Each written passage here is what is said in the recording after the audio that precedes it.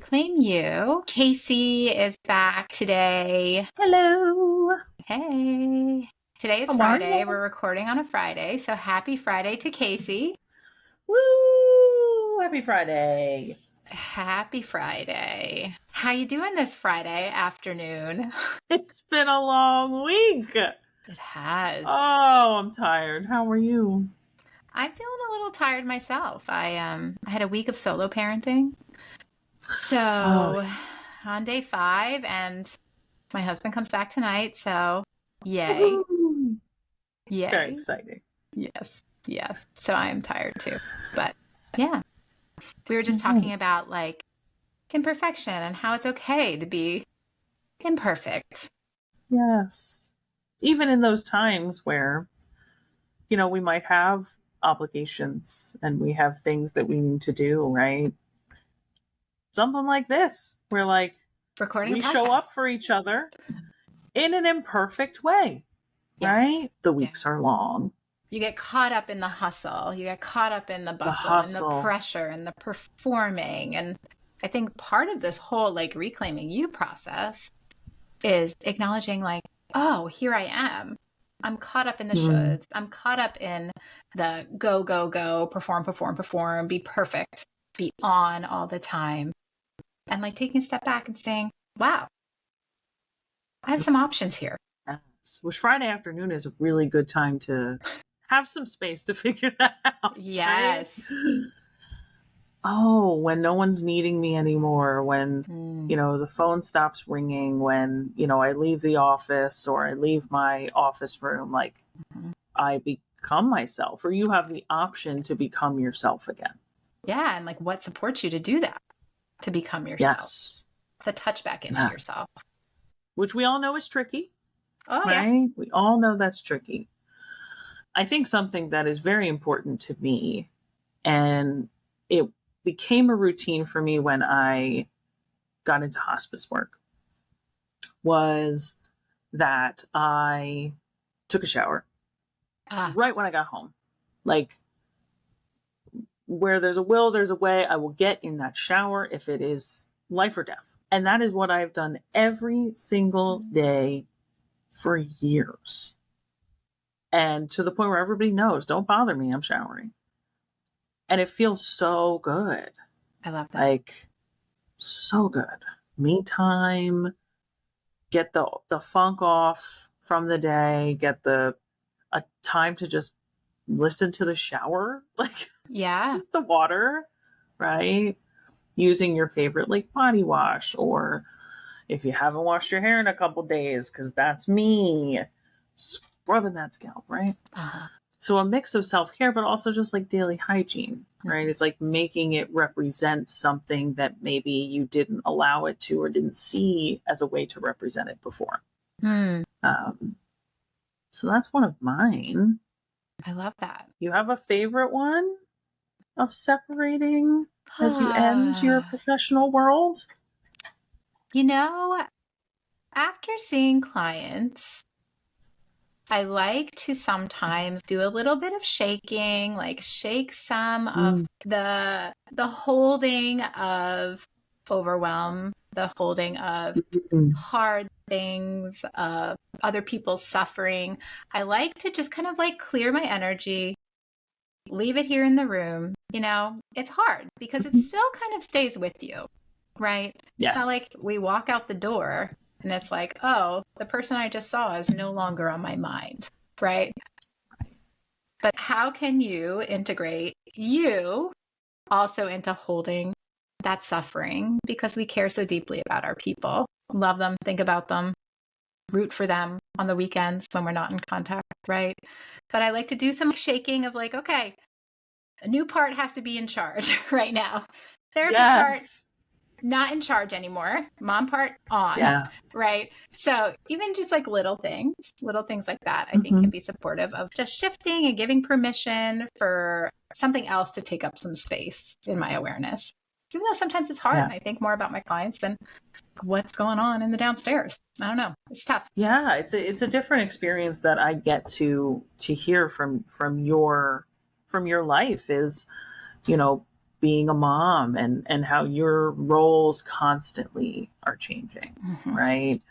And sometimes I don't have a role to fit into, right? Like, yeah, I'm tempted to take care of my husband and take care of my animals and check in on my friends or my family, and realizing that that's not what I have to do. It's what I choose to do, because I can be the person who gets out of my office and starts running around like a chicken with her head cut off, trying to take care of everything that I missed today, that somebody is, missing from me, right? or like allegedly expecting from you, right? Yeah, Right, expecting of me, right? That I have failed miserably by being in my office working and not doing all of those things that don't really matter in the grand scheme of things, right. right?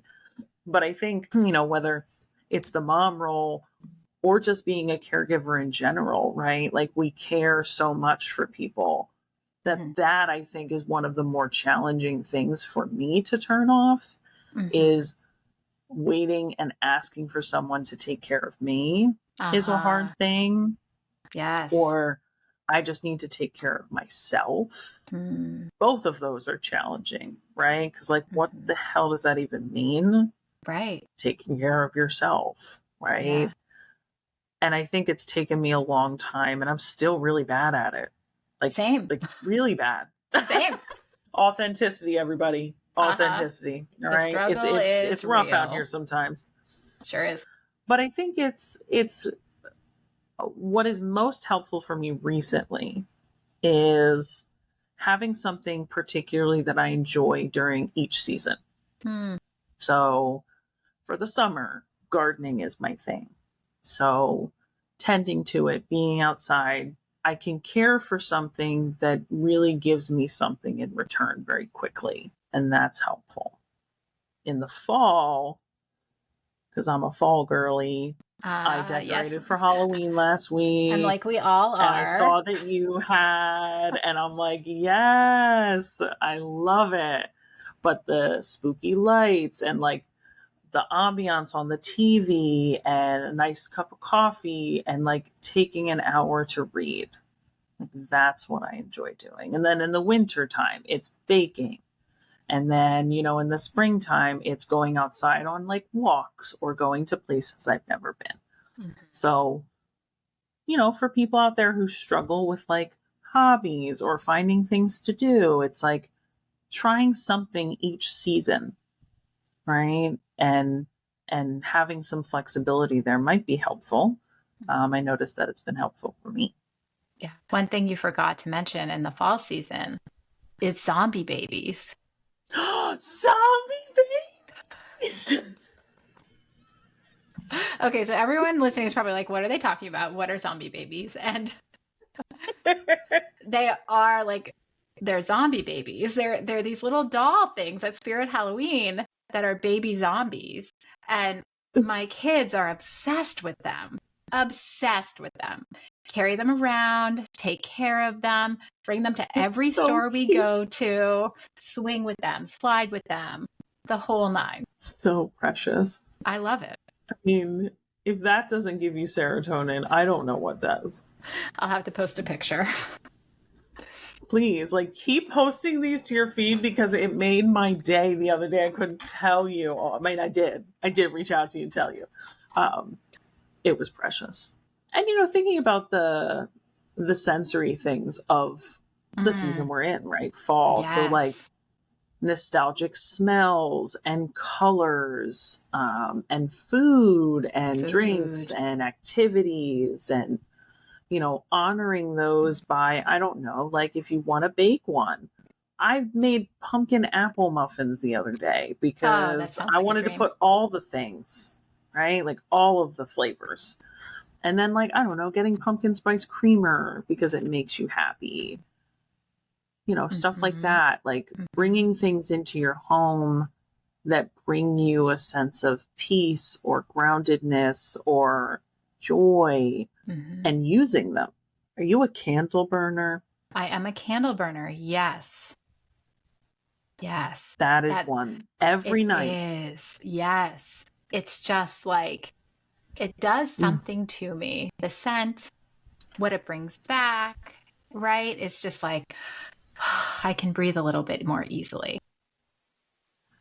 Hmm. Oh, that's so good. Even food, cooking, Mm. baking, there's so much there in terms of noticing what you need, how you need to care for yourself. Of course, feeding yourself is probably the most important way to ever take care of yourself, but it taps into such a sensory experience that can be so incredibly regulating and connecting and grounding, all of the things. Yes. I mean, I've read there's been a decent amount of studies actually in regards to like culinary exploration and mental health impact, which I Hmm. find incredibly fascinating because it wasn't something that I thought too much about for many years. I grew up in a family of a restaurant manager and a chef. And so I grew up around cooking constantly. And so it's just something I remember sitting in a restaurant my mom worked at. I lost my first tooth there. And I used to sit Wow. at the bar and read Miss Pigglewiggle. So it was kind of like very comforting for me to get back into the kitchen after, being in college and, not really having the energy to cook. So me and my husband do so much cooking and thinking about like things that you like, spices that tell your story, being able to share a meal with someone, or just doing something to make your life easier, like cooking something to have it ahead of time or, Hmm. things like that. And baking is a whole other beast, but has different benefits because Hmm. baking is precise. Ah. So baking is a little less creative. I mean, if you're decorating and stuff, that's one thing.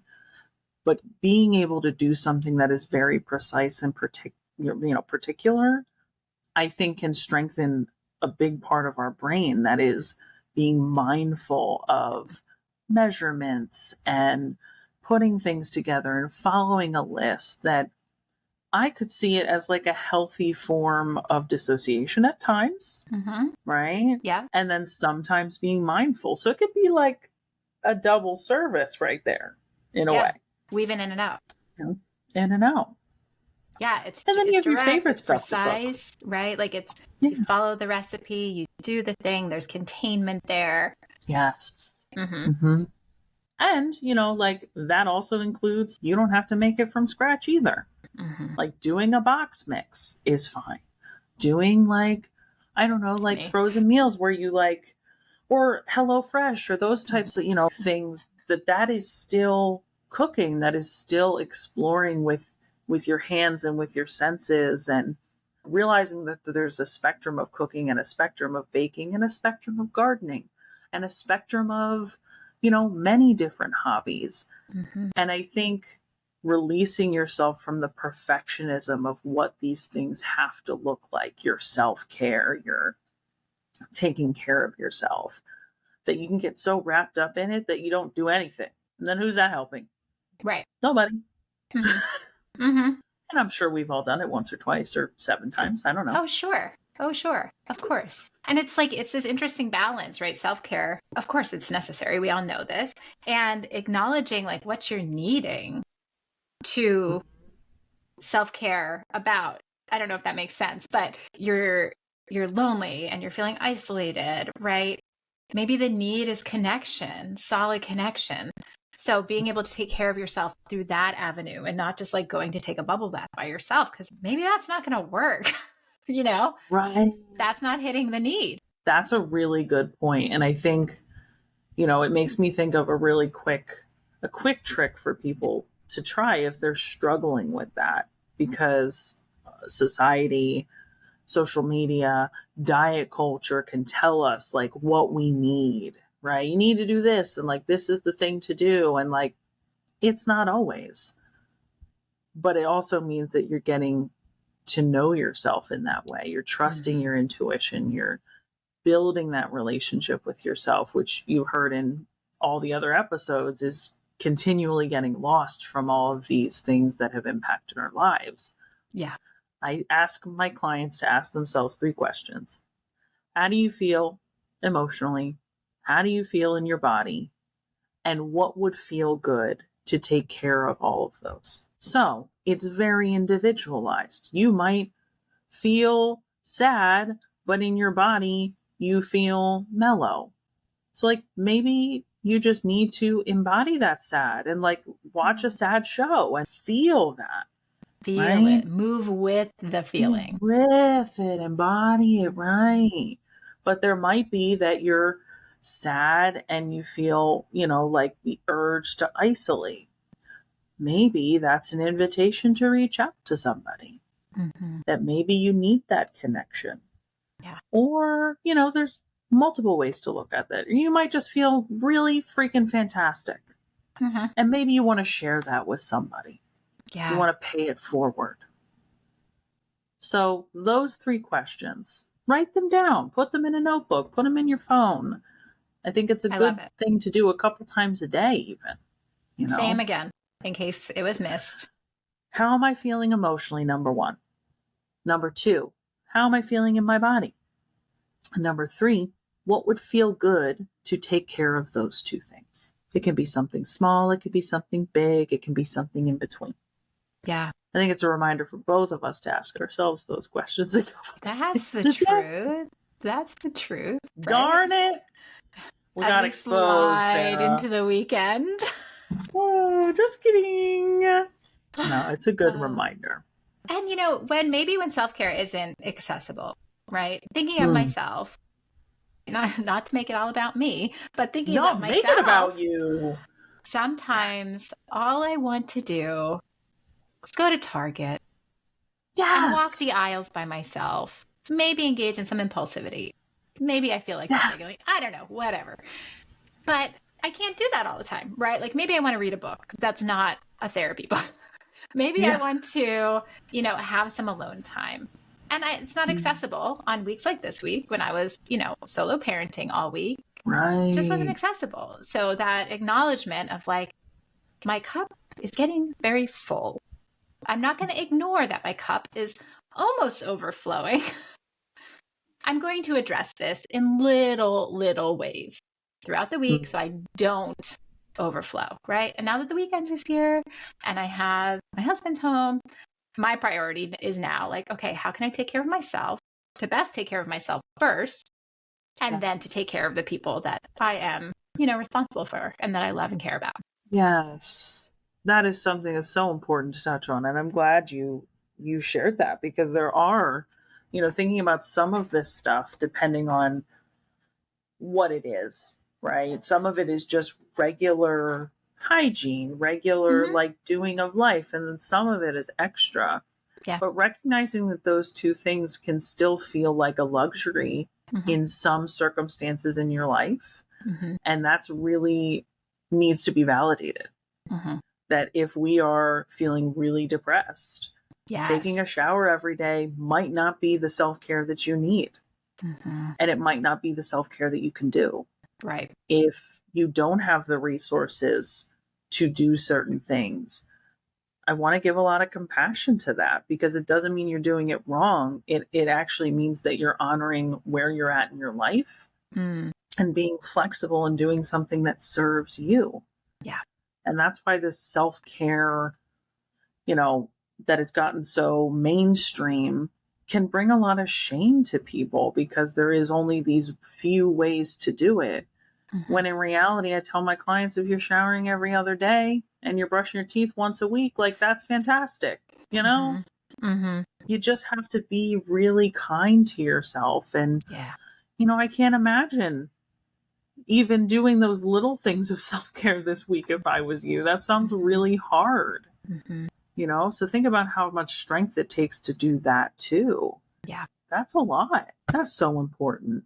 Self-care is still a luxury sometimes. To all the single parents out there, I just have to say that. Like you are, badass. Yes, badass. You are badass. Badass. And if someone hasn't told you that, please know that wholeheartedly. We are your cheerleaders. Yeah. And I think that, the thing that I noticed the most for me is the difficulty in socializing as like a self-care, or like, I tend to look at it as an obligation, as terrible as that Uh-huh. sounds, right? Uh-huh. And am I not giving myself compassion in this moment? Maybe. Maybe. Catch myself. Maybe you're also being like super authentic. I Can might be both too. exist. Do you see we're all continuing to work on ourselves? I struggle with that a lot. I feel like, all I want to do on the weekends is just be completely alone. Mm-hmm. And realizing, like, over time, I've explored what that is. And what I've noticed is that I still feel the pressure to be the person I am with clients, with the people that I care about, because I do care about them. Yeah. And so my brain has a really hard time shutting off that I can be, continue to be authentic in this different role, and it doesn't have to be the same. Right. And that has been really healing for me. So I think for people who are noticing that they want to isolate a little bit more, and it's, not for like depression reasons or things like that, like thinking about like, what am I expecting of myself in this moment? And maybe I need to start entertaining letting go of some of that really rigid belief. And now I have a little bit more fun socializing.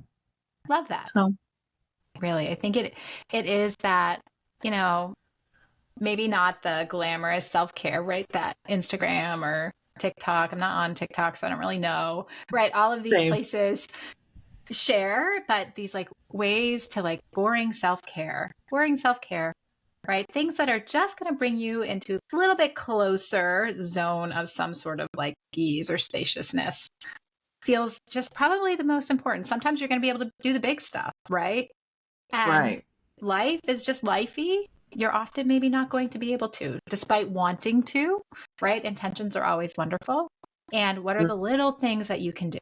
Little teeny tiny baby steps that are your like entry point into some more spaciousness inside. And I feel like every podcast episode we do, we come back to that, right? Yeah. It's like how to take that little, because it's freaking important is what it is, right? We take this little nugget of what can I do, right? To be in touch with myself, to have compassion for myself, and not have these high expectations. And sometimes your self-care will be, I will go to bed as soon as everyone is taken care of, right? Yep. And sometimes it's I go on vacation.